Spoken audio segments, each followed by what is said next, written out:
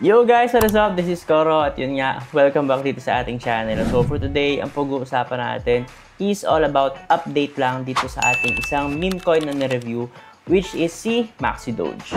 At syempre yun, before we start, I would like to clarify na anything I say is not a financial advice kasi syempre hindi naman ako financial advisor, and at the same time, hindi rin ako affiliated sa project na pag-uusapan natin. And lastly, always do your own research before doing anything that is related to crypto. Because anything that is related to crypto is risky. So with that said, tara proceed tayo dito sa video natin with Maxi Doge. So yun guys, sa mga hindi pa nakakapanood ng ating first review at ating recent update kay Maxi Doge, which is 4 weeks ago, at syempre yung ating first content is 2 months ago. So meron tayo nito sa aking YouTube channel din, so dito rin. So hanapin nyo na lang if ever interested kayo. So si Maxi Doge is isang meme coin, and this is purely driven by the community. At syempre yun nga, magbibigay tayo ng update right now. So as you can see, ang kanilang recent milestone is naka-achieve na sila ng $3.5 million na raised. And napakalaki nito at hindi to biro when it comes to meme coins. Kasi guys, alam naman natin na sobrang daming meme coin everyday. So everyday halos sobrang dami nag-launch na meme coin. At syempre nag-aagawan sila sa liquidity or sa pera. So hindi ganun kadali na makapag-raise ka ng ganito, lalo na kung marami kang kakompetensya. So ito yung kanilang main website. So as you can see, meron silang 2 days and 20 hours na countdown dito. Hindi naman ang ibig sabihin nito is mag-end na yung pre-sale. Ang meaning lang nito guys is mag-increase yung price natin. So as you can see, meron tayo dito 0.000265 na current value per 1 Maxi token. At mag-increase yan, yun nga, after nitong ating countdown. Pero hindi naman sobrang taas at bahagya lang naman ng price increase niyan kasi nasa pre-sale stage pa rin naman tayo. Syempre, after pre-sale nila, kagaya ng mga ibang mga tokens or meme coins na nagsisale, ang mangyayari susunod is yung kanilang listing. So, abangan natin yung listing nila syempre sa susunod.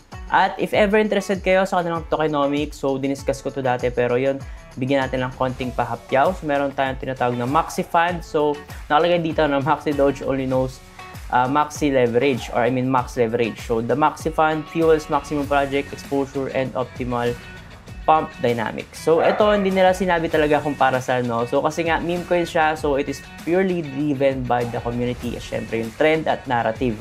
So, kapag malakas yung backer niya, marami siyang community na nag-hold at bumibili ng token.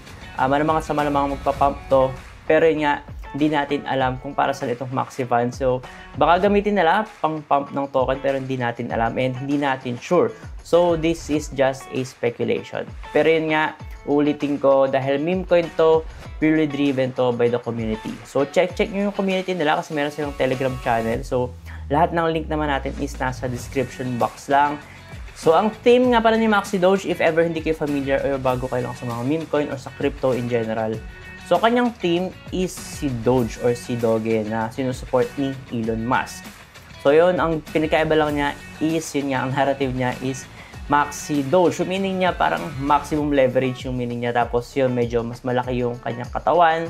Tapos, uminom siya ng Red Bull palagi sa mga post nila at sa iba pang mga memes nila na pinopost sa kanilang Twitter. So, based on their white paper, meron silang 150 billion and 240M na supply. So, fixed daw yan. So, meaning, hindi na siya madadagdagan. If mababawasan siya, hindi natin alam kasi baka mag-burn sila doon sa kanilang Maxi Fund, which is yun nga, hindi natin alam kung saan nila gagamitin, and surprise to.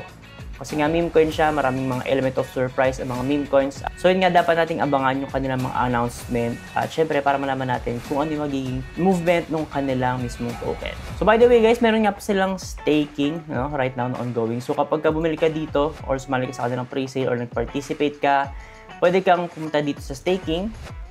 And then, after going to the staking, pwede kang mag-stake agad dito. So, as you can see, marami ng total stake, So, 9 billion total Maxi tokens na yung naka-stake right now. And ang current rewards right now is 83%. So, syempre, bumababa yan kapag tumataas yung ating naka-stake na tokens. Pero, kapag mas maaga ka naka-stake, syempre, mas malaki yung iyong APR muna nung umpisa. And yun nga, panoorin nyo yung first video natin about dito kasi syempre discuss ko yung white paper nila ng pahapyaw. Pero if ever gusto nyo basahin, ito yung kanilang white paper is ililive ko na lang din sa ating description box. And lastly, make sure to follow their social media channels para syempre mas maging updated kayo if ever meron silang mga announcements or mga news. When it comes to their listing naman, so sabi nila post pre-sale, immediate Uniswap V3 listing. So magkakaroon tayo ng listing agad after nung kanilang pre-sale. At syempre meron silang nakalagay dito na CEX negotiations underway.